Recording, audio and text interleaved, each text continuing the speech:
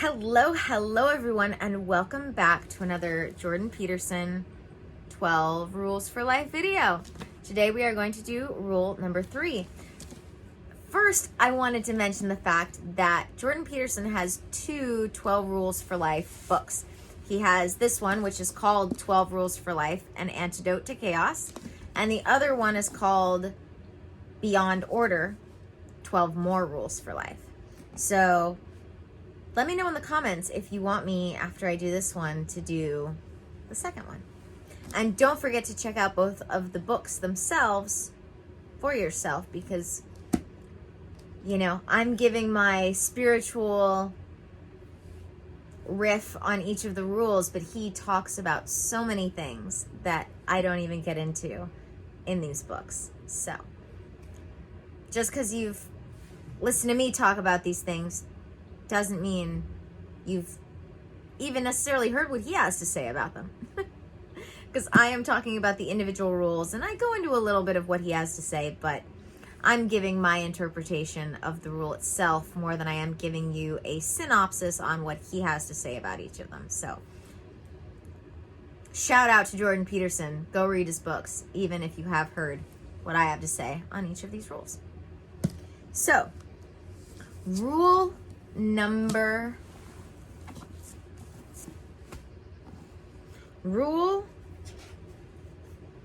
3. Make friends with people who want the best for you. It is so important to really be aware of who you are, who you have around you. I talk about this all the time. We are what we consume. And that includes the people that we are around. When I talk about we are what we consume, I'm not just talking about what we eat. I'm talking about what we wear, what we watch, what we listen to, and who we're around. Because we are going to be the amalgamation of, the combination of the 5 people we are around the most, at a minimum. So being aware of the people we are around in general is very, very important, because we are going to take on a little bit of the people we are around most, even beyond the top 5. And making sure that the people that you're spending time with have your best interest in mind, not just theirs, is very important. Because this is how you know that you're going to get the reciprocity from the relationship that you need. And this doesn't just include friends. This includes family. This includes your significant other. He phrases it, make friends. But what's important to note about this is that this isn't just about who you make friends with. This is who you spend your time with, period. That's what I want to talk about. It's one thing to make sure that you're making friends with people who have your best in mind. But you want to... The harder thing to do than letting go of people who are friends that don't have your best interest in mind is separating yourself from family and loved ones who don't have your best interest in mind. So that's why I want to talk about in this video the reciprocity of any relationship. And it doesn't have to be a one-for-one in specific things. For instance, with me and my significant other, we have a reciprocity in our relationship when it comes to the work that we do. When we got back together, because we were together as teenagers for a long time, and then we spent 4 years apart, and we've been back together for about 5 years now. And we were together the first time for 7. So when we first got together, he had a job, I had a job, and we lived different places. He moved in with me and had just lost his job. So he did the house cleaning. He did, the chores around the house. He did some errands because I was out working out in the world working. He ended up getting a job. I ended up losing my part-time job. So I took over those chores. Things like the dishes. So, taking out the trash is another one. So it doesn't have to be a 1-for-1. It doesn't have to be like you do the dishes one day, I do the dishes another day. It can be, as long as you both feel like you are actually emotionally and physically supported in the relationship, because there is an even trade energetically, that is what is important. But what people can get caught up with here is saying, oh, well, I do all of it, but I feel supported. And in my experience, it's an excuse. It's a denial. So you want to be very careful, because some of us, we do have the energy and we don't mind. But some of us end up excusing a lack of reciprocity in our relationship because we don't feel like we deserve any better, because we feel like this is the best that we can get. Different forms of that and other things. And we need to hold ourselves to higher standards. And that includes, because it's up to us who we have in our lives, not up to the people who are in them, as long as they want to be in our life. Otherwise, technically, it's up to both people as to who wants to be in whose life. But at the end of the day, who is in your life is up to you. And if you aren't getting the mutual energy exchange from the people in your life, it's time to reevaluate who's in your life. This is why in my Patreon, years ago, when I first started my Patreon, one of the few things that I talked about on video was having a trusted circle, an inner circle, a trusted circle.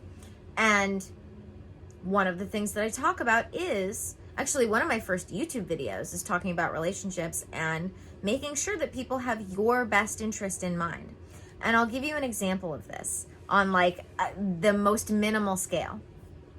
So this first video about relationships that I talk about, in it has me talking about how I have a friend who is not an adventurous eater. That's my significant other.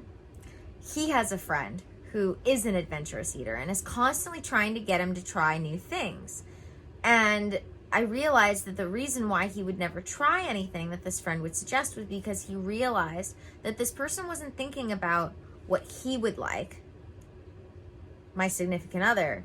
The friend was thinking about what the friend himself liked and being like, oh my God, I love this, therefore everyone must have to love this.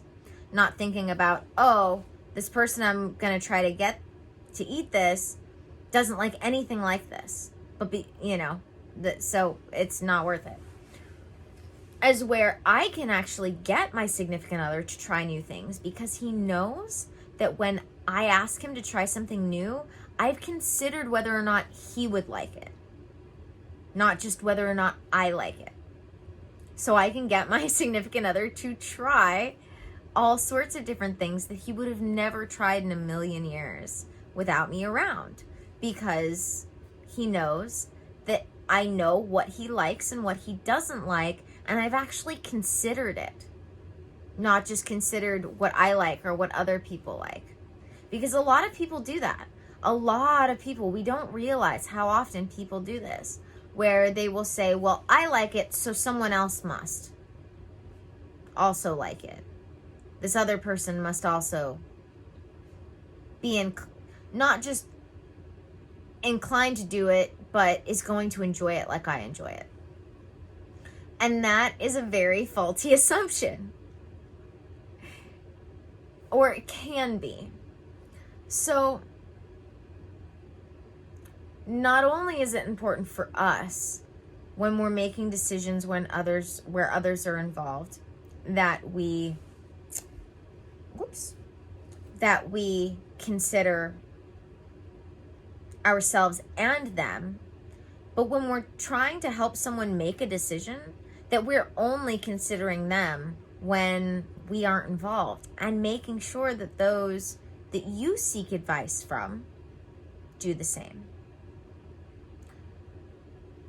And the last thing I want to talk about here, when it comes to why it's so important to make sure that you have people in general in your life that have your best interest in mind, is that we can find ourselves in a world of hurt if we are the kind of person who isn't good at upholding our boundaries, when we have someone who doesn't consider our best interest at all, or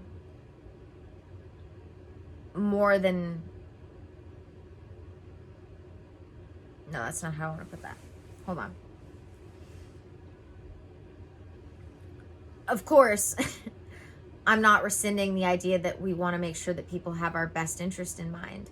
But what I want to say is that not only do we want to make sure that they have any of our best interest in mind, we want to make sure that they have a lot of our best interest in mind. So, that's not to say that they need to consider us in everything all the time, but especially when it comes to our trusted circle of like our top 3 to 5 people that we would go to for advice, like they absolutely have to have that reciprocity, and we have to know that we can trust them and trust that they have our best interest in mind and not their own interest. But even just as friends that aren't in that trusted circle, making sure that those people actually consider you and not just themselves is important, because otherwise we wind up in a world of hurt, whether we are somewhat good at upholding our boundaries or not. Because at the end of the day,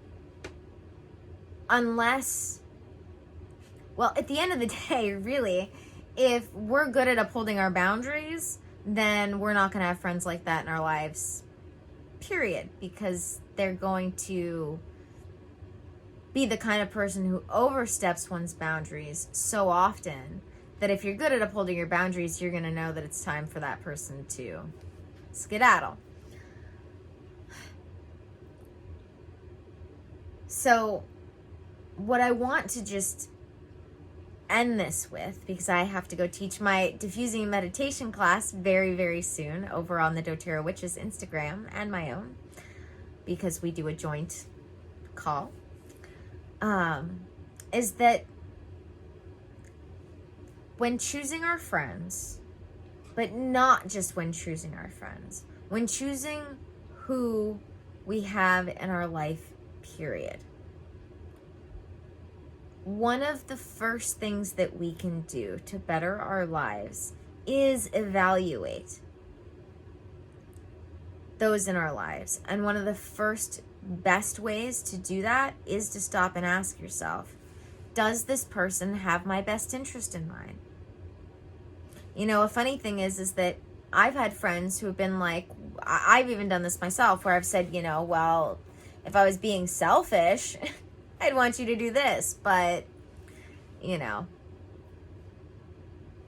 it's for you, so ... Fill in the blank with, so I want you, or think you should do this, or I'm going to leave it up to you, but I'm going to say this, etc., etc. The fact that the person even admits that there is a selfish version tells you that they've considered at least themselves and probably you in the circumstance in which they're advising you. But we also want to be careful with that, because we can have people who we go to for advice in our lives who, at the end of the day,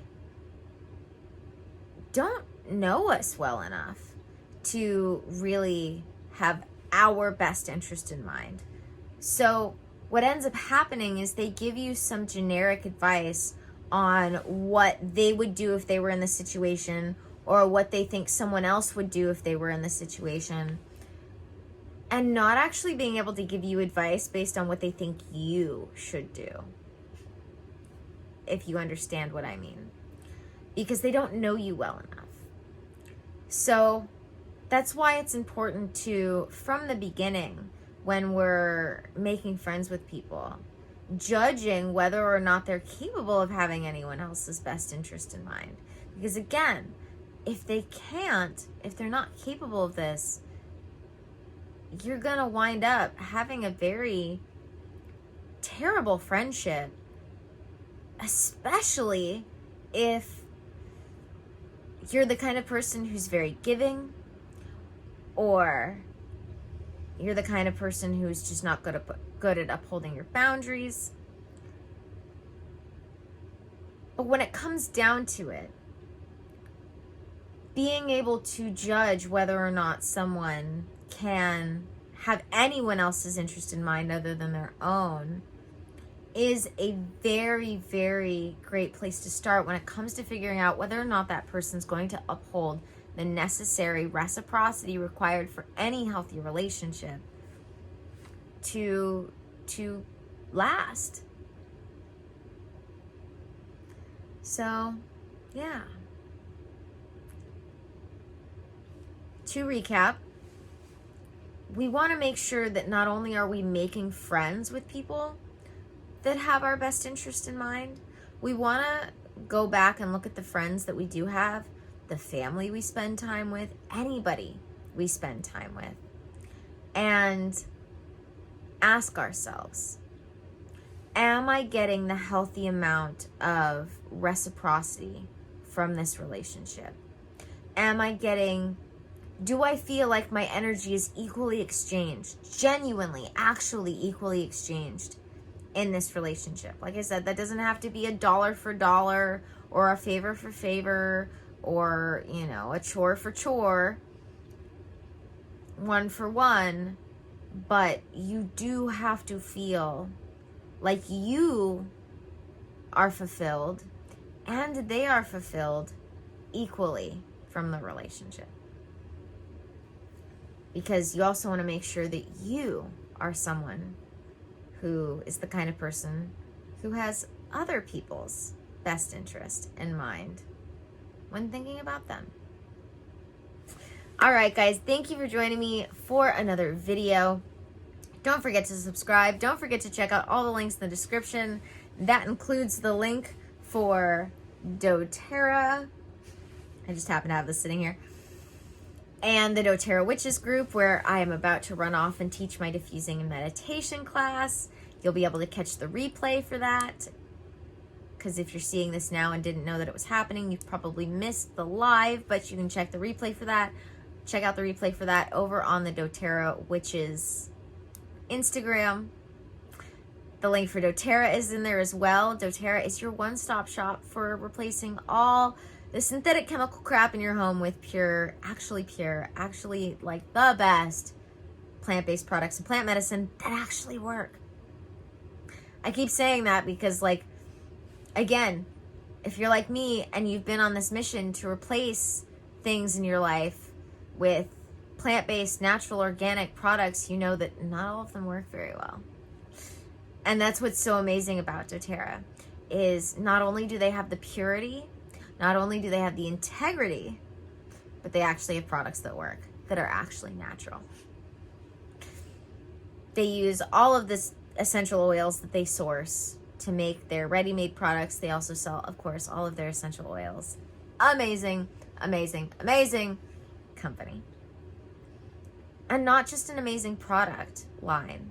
Like, the people, the company, like, all of it is amazing. They even have their charity, the Healing Hands Foundation. It's like, I have 2 charities that I will give to right now, and it's one of those 2. So, yeah. Don't forget to check out all the other links in the description. That includes my books, my one-on-one sessions, They're open for enrollment right now. So if you're ready to heal, grow, and expand your consciousness so that you can end the cycles of suffering in your life, I would love to have you. You can email me or sign up for my free clarity call if you have any questions whatsoever. Otherwise, you can sign up right away for one of my session packages by just clicking on the link. It gives you an option for 4 different amounts of sessions that you're signing up for. And from there, we personalize how often we work together and what we work on to you. I also have Patreon.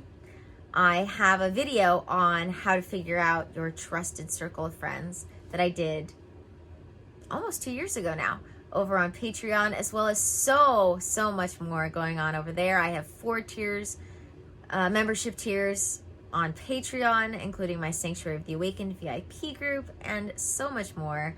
If you would like to get everything my Patreon has to offer, but the Sanctuary of the Awakened doesn't sound up your alley, then I would sign up for the Ascending tier, which has everything, all my videos, courses, guided meditations, journal exercises, everything for just $23 a month. And then I also have my Enlightening tier, where I have all of the Ascending and Awakening tier content, and you can get in a once a month session with me and access to Voxer direct messaging, which all of my one-on-one clients have, to ask questions in between sessions. All right, guys, I'm going to leave it at that because it is time for me to get ready for my diffusing and meditation class. Can't wait to go teach that. May the energies you serve you well, and let's keep making our way through.